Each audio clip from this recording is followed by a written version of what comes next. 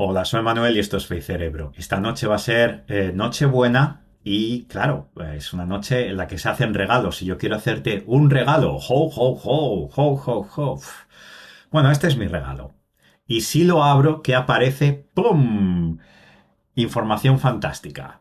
Bien, este es el título de este vídeo. El Islam tiene su origen en el paganismo. ¿Pero por qué hago esto? Verás. En este vídeo voy a darle la vuelta a la tortilla a esa chorrada que aparece cada Navidad. Ya sabes, adolescentes y gente que no sabe distinguir entre el tocino y la velocidad diciendo que el cristianismo es una copia de mitos paganos. Así que no hace falta decir nada más porque es una afirmación más que destruida y cuya propaganda desaparece más cada año. Sin embargo, estas Navidades, el eslogan de "La Navidad tiene su origen en el paganismo" está siendo propagada por muchos musulmanes en Europa. Y claro, ellos van un paso más allá. No solo es vomitar chorradas por internet, sino que muchos musulmanes están atacando físicamente lugares donde se celebra la Navidad. Mira por ti mismo.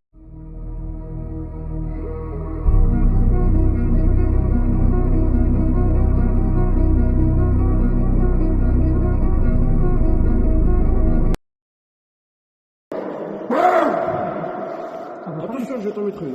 Hein. Non.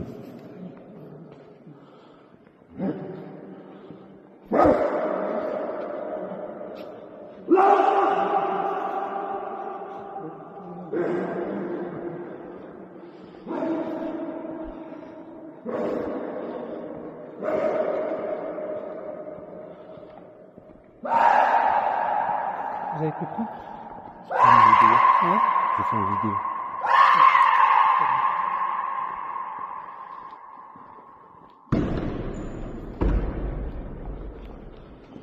I don't know what they are doing. وريهم. خير إن شاء الله. خليها تكميل ثم أروح إن شاء الله. I will go إن شاء الله recite some Quran.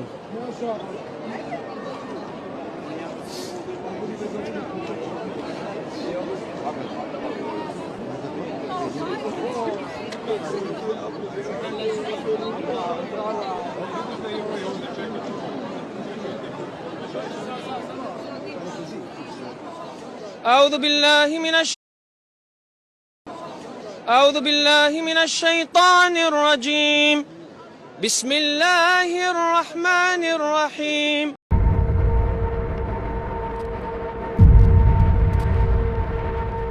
Des mouvements de foule qui peuvent être très dangereux. Il y a donc ce risque qui a été le premier risque qui a conduit à prendre cette décision. Il y a aussi le risque terroriste parce que sur les Champs-Élysées, il est bien plus compliqué.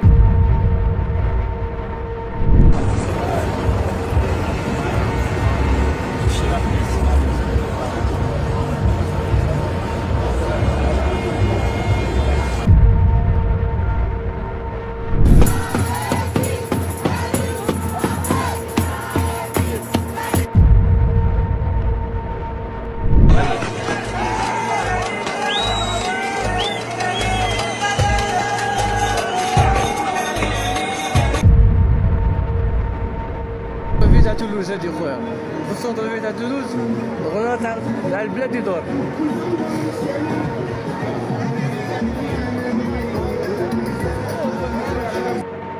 Y bien, en este vídeo no me voy a esforzar en defender cosas que los musulmanes y también los testigos de Jehová usan para atacar la Navidad, cosas como, por ejemplo, Jeremías 10 acusa a los judíos y a los paganos, porque los judíos se copiaron de los paganos al hacer partes religiosas o adoración religiosa usando la adoración a trozos de madera. Pero bueno, el contexto en el libro de Jeremías no es el árbol de Navidad, sino es que hacían realmente un ídolo del trozo de madera que cortaban. No es lo mismo. Es que no hace falta hacer una defensa de esto porque me parece una payasada enorme y el problema lo tienen ellos, no nosotros. Es decir, los cristianos, excepto por algún loco que no está bien de la cabeza, si es que es cristiano, no adoramos el árbol de Navidad. El árbol de Navidad es simplemente eso, un árbol que ponemos, una decoración y ya está. Lo que se celebra en la Navidad es el nacimiento de Jesús, que tampoco hace falta defender, ni atacar, ni hablar de si esa fue la fecha o no. No importa, es una fecha que se ha tomado como tradición simplemente para celebrar lo que sea en el día que fuere. nació Jesús. No necesitamos saber la fecha exacta. Sabemos que Jesús nació en algún momento determinado de la historia. Ya está. Y lo celebramos cuando lo celebramos y punto. No adoramos ningún árbol ni nada. Pero es que además, esto de que se adorna un árbol o se pone algo importante en un árbol, me parece la chorrada más grande del mundo, porque tanto testigos de Jehová como musulmanes, seguro, muchas veces en la vida se han beneficiado de información colgada en postes o en madera o en árboles. Es decir, todos hemos sido beneficiados de información, señales de tráfico o información de turismo o lo que sea que está o estaban puestas en postes de madera. No hace falta entrar en ello. Pero no, en este vídeo no me esfuerzo en explicar lo que no necesita explicación. En este vídeo lo que voy a hacer es demostrar que el Islam, parte de él, tiene su origen en el paganismo y otras cosas del Islam tienen su origen en el cristianismo. Por ejemplo, el tawaf, la idea de caminar alrededor de la Kaaba y adorar piedras, todo lo que es el tawaf y el hajj, el peregrinaje, es una práctica que hacían los árabes antes de la llegada del Islam. Y aunque esto está en Wikipedia, te paso un texto islámico, es decir, un hadith, para que veas que es así. Está en Sahih Bukhari 4376 y también 4377. Es algo así, te lo leo del inglés, pero bueno, fue narrado por Abu Raja al-Utaridi. Decía él que solíamos adorar piedras y cuando encontrábamos una piedra mejor que la primera, entonces lo que hacíamos era tirar la primera y entonces usar la última, la más moderna, la mejor. Pero si no podían encontrar ninguna piedra lo suficientemente buena para ello, lo que hacían era coger tierra y poner una oveja y miel por encima. Y entonces hacer lo que es el tawaf, es decir, el caminar, el dar vueltas. El texto continúa y dice que cuando llegaba el mes de Rajab, entonces había un alto el fuego. No fuego porque no había armas de fuego, pero digamos que las campañas militares o las batallas paraban. Porque, bueno, se considera que este era un mes sagrado, que era algo así como el quitahierro. Y explica Abu Raja o Abu Raja que era un mes donde se solía quitar las partes de hierro de las lanzas y de las flechas. Eso era el mes de Rajab. Pero el texto no para ahí. Y dice Abu Raja o Raja que cuando el profeta Muhammad fue enviado con el mensaje de Alá, entonces digamos que él se describe a sí mismo como un chico joven que era pastor y cuidaba de los camellos de la familia. Entonces escuchó las noticias del profeta Muhammad y bueno, corrió hacia el fuego, como eso quiere llamarlo, y ya está. Pero básicamente lo que está describiendo es la primera parte, es muy importante. Está diciendo que era costumbre antes del Islam el dar vueltas sobre una piedra y que cuando veía una piedra mejor que la otra, pues entonces se sustituía y punto. Y si no había piedras, entonces se cogía tierra del suelo y se usaba también pues una oveja y la leche. Es decir, todo esto te recuerda de alguna forma al sistema sacrificial incluso del Antiguo Testamento, que había en las culturas paganas esta idea también del sacrificio. Pero bueno, aquí hay una centralización sobre la piedra. Ya ves que no es culpa de Wikipedia, de artículos cristianos, sino que esta práctica del hajj no viene en el Corán, sino que son prácticas que vienen de los hadices, porque los hadices son los que dan testimonio de ello. Los musulmanes podrán decir que Corán 396 habla de la Kaaba como la primera casa de adoración y por lo tanto esto es algo que enlaza con los cristianos y que la Meca es el lugar por excelencia, pero bueno, no habla de la Meca, esto no lo tenemos en la Biblia. Aparte no habla de la Meca, habla de Baca, no Maca. Es decir, es algo que tienen que solucionar ellos. Además, un hadith como Sahih Muslim 1270 relata que Umar ibn al-Khatib no vio nada de especial en la piedra negra, es decir, ya vamos a la piedra negra, pero la besó porque vio a Muhammad besándola. Esto te dice que no era normal, una vez habiendo rechazado el paganismo, ir y besar de nuevo a una piedra, porque es una especie de volver atrás. Pero claro, vieron a Muhammad hacerlo y entonces ahí sí que las defensas de adoración o falsa adoración se bajaron y besaron a la piedra. Ya ves, el Islam manda orar en dirección a una piedra y besar a una piedra y tal, como hacían los paganos. Pero la cosa no acaba ahí. La piedra tiene la capacidad de perdonar pecados. Sí, Al-Tirmidhi 877 dice que la piedra negra era blanca, pero los pecados de la humanidad la volvieron negra. Y más clara aún es en Sunnah an-Nasa'i 29:19, que dice claramente que tocar la piedra negra borra pecado. Yo pensaba que solo Alá perdona pecados. Pero bueno, aquí podrán decir los musulmanes que es Alá quien borra pecados y la piedra negra es un medio, simplemente un medio por el cual Alá lo hace. Pero vaya, eso me recuerda a la cruz de Cristo, excepto que la cruz de Cristo tiene sentido a la luz de la justicia y misericordia de Dios. La piedra negra no lo tiene. Pero espera, que la piedra negra no es simplemente un medio, porque cuando vas al hadith de Al-Tirmidhi 961, dice que en el día de la resurrección, Alá hará que la piedra negra tenga ojos y lengua y testifique hablando de aquellos que la tocaron con sinceridad. En resumen, orar en dirección a una piedra, dar vueltas alrededor de ella y besarla era parte de las costumbres paganas. El Islam no ha contribuido a nada diferente en ese aspecto. Pero es más, la piedra perdona pecados. Y la piedra es alguien, un asociado de Alá que hace el trabajo omnisciente de Alá. A ver, piensa en ello. La piedra va a tener memoria de aquellos que la tocaron. Pero no solo memoria, sino que conoce los corazones de la gente, porque ella, la piedra, sabrá quién la ha tocado con sinceridad. A ver, estos son reflejos o son, digamos que, virtudes que un ser omnisciente y solo un ser omnisciente puede saber. Vaya. La piedra negra es alguien y es el secretario de Alá, un asociado, una asociada en este contexto. Bueno, aquí un musulmán puede quejarse y venir con un contraargumento y decir que, no te quejes porque en el Antiguo Testamento, o tú cristiano, en tu libro también aparece que las piedras perdonan pecados. ¿Por qué? Porque dirán que Isaías, capítulo 6, versículos 6 y 7, narra que los pecados de Isaías fueron perdonados porque un ángel o un querubín o lo que fuera trajo una piedra ardiendo y se lo puso en los labios de Isaías y entonces los pecados de Isaías fueran perdonados.